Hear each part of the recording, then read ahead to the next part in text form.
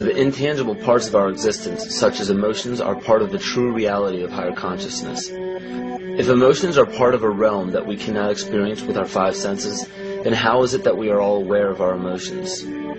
What most people believe to be emotions are not truly the emotion itself. What we are experiencing is the physical manifestation of these emotions. Anger causes disturbance in the psyche, which manifests itself in the ego. These manifestations cause the heart rate to increase, body temperature to rise, and spawn many other physical traits that signify anger.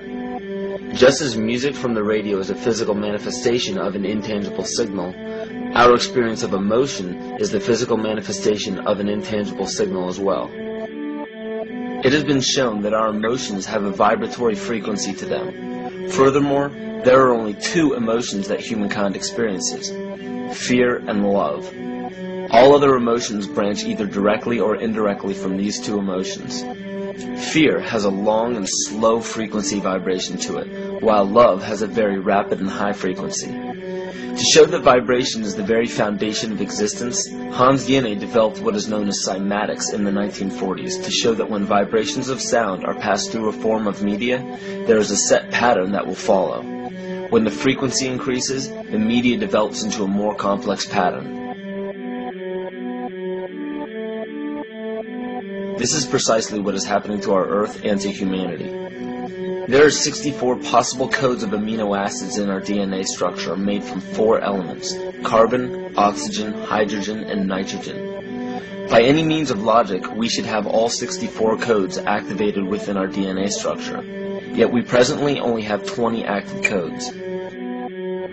And of these 64 possibilities, it appears that only 20 of these codes are turned on right now for us, the 20 amino acids. There is a switch that turns off and turns on where those coding sites lie, and that the switch for that turning off and turning on is what we call emotion. And this is the first time that we've ever seen the patterns of emotion directly physically linked to human genetic material. Well, fear is a long, slow wave of emotion. So this wave of fear is a long, slow wave and touches relatively few sites on this DNA. So an individual living in fear is limited to the number of antennae that they have available to them, whereas an individual living in the pattern of love, this is love. In DNA, you can see it's a higher frequency, shorter wavelength. We have many more potential sites for coding along that genetic pattern.